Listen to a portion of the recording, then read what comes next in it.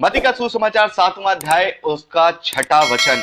यहां प्रभु यीशु मसीह कहते हैं, पवित्र वस्तु कुत्तों को ना दो और अपने मोती सुअरों के आगे मत डालो, ऐसा ना हो कि वह उन्हें पांवों तले रौंदे और पलटकर तुमको फाड़ डालें। तो यहां पर प्रभु यीशु मसीह की शिक्षा हमें क्या बता रही है? प्रभु यीशु मसीह क्या कह रहे हैं कि अपनी कौन सी पवित्र वस्तुएं कुत्तों को मत दो, अपने कौन से मोती सुअरों के आगे मत डालो और कहीं वो तुम्हें पांवों तले, उन मोतियों को पांवों तले रौंदे। आखिर यहां प्रभु यीशु मसीह ने अचानक से इतनी अच्छी अच्छी बातें कर रहे थे, इतने अच्छे अच्छे उपदेश दे रहे थे, दीनता के उपदेश दे रहे थे, नम्रता के उपदेश दे रहे थे, और अपना किसी को दोष मत लगाओ कि उसके आगे अपना कोई अगर एक गाल पे थप्पड़ मारता है तो अपने गाल आगे कर दो, और बहुत सारी ऐसी चीजें कि नम्र बनो, दीन बनो। ये सारी बातें करते करते अचानक से 6ठे वचन में प्रभु यीशु मसीह ने क्या कहा? ऐसा ये क्या कह दिया कि पवित्र वस्तु कुत्तों को ना दो और अपने मोती सुअरों के आगे मत डालो। आखिर इस वचन का क्या मतलब है? दोस्तों, इस वचन का मतलब जानने के लिए हम नीति वचन उसका 9वां अध्याय और उसके 7वें और 8वें वचन को जरूर पढ़ेंगे। यहां पर लिखा है, जो ठट्टा करने वालों को शिक्षा देता है वह अपमानित होता है, और जो दुष्ट जन को डांटता है वह कलंकित होता है। ठट्टा करने वाले को ना डांट, ऐसा ना हो कि वह तुझ से बैर रखे। बुद्धिमान को डांट, वह तो तुझसे प्रेम रखेगा। और एक और वचन पढ़ते हैं इसी नीति वचन का 29वां अध्याय और उसका 9वां वचन। यहां लिखा है, मूर्ख के सामने ना बोलना, नहीं तो वह तेरी बुद्धि के वचनों को तुच्छ जानेगा। तो यहां जो नीति वचन में हमने बात पढ़ी, यही बात प्रभु यीशु मसीह यहां 6ठे वचन मत्ती के सुसमाचार 7वें अध्याय में कहना चाह रहे हैं कि तुम मूर्खों के आगे बुद्धिमानी की बातें मत कर। मूर्ख कौन है?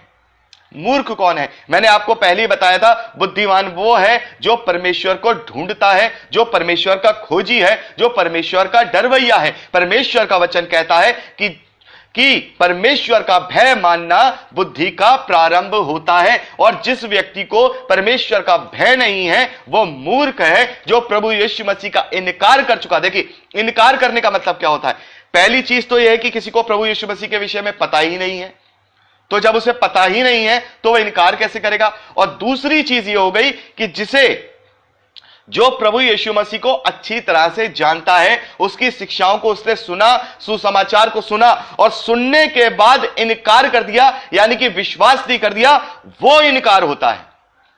यानी कि अगर किसी अन्य जाति के पास हम जा रहे हैं और उसको हम ये बातें बता रहे हैं, तो अभी वो इनकार नहीं कर रहा, लेकिन वो हमारी बातें सुनकर अच्छी तरह से डिटेल में सुन करके अगर उसका विश्वास नहीं करता है तब वो इनकार करता है। और इनकार करने वालों के विषय में प्रभु यीशु मसीह कहते हैं यूहन्ना के सुसमाचार उसका 3रा अध्याय और उसके 18वें वचन में।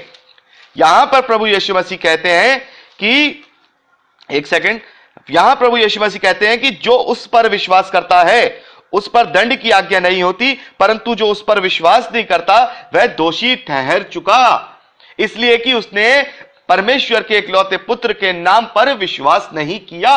तो यहां पर जो लोग परमेश्वर के वचन को सुन करके भी उस पर विश्वास नहीं करके उसका इनकार कर देते हैं और उसे ठट्टों में उड़ा देते हैं, जैसे यहां पर नीति वचन में हमने पढ़ा कि ठट्टा करने वालों को ना डांट, ऐसा ना हो कि वह तुझसे बैर रखें। बुद्धिमान को डांट, वह तुझसे प्रेम रखेगा। तो यहां पर जो नीति वचन का मतलब और प्रभु यीशु मसीह का 6ठे वचन में मत्ती के 7वें अध्याय में कहने का मतलब यह है कि जिन्होंने इनकार कर दिया और जो लोग वो ठट्टा कर रहे हैं, फिर उन्हें मत डांट। मतलब मत डांट का मतलब उनके यहां पे पवित्र वस्तु, मतलब यहां पर डांटना और पवित्र वस्तु दोनों एक चीज हो गई। यानी कि फिर उन्हें वचन के विषय में जो तुम्हें मैंने आज्ञाएं दी हैं, इतनी सारी दीनता और नम्रता की, उसके सामने फिर अपने आप को झुकाओ मत, उसके सामने अपने सर को मत झुकाओ, उसके आगे अपने गाल को मत रखो, उससे अपना कुर्ता मत ले जाने दो, उसको अपने ऊपर जबरदस्ती मत होने दो।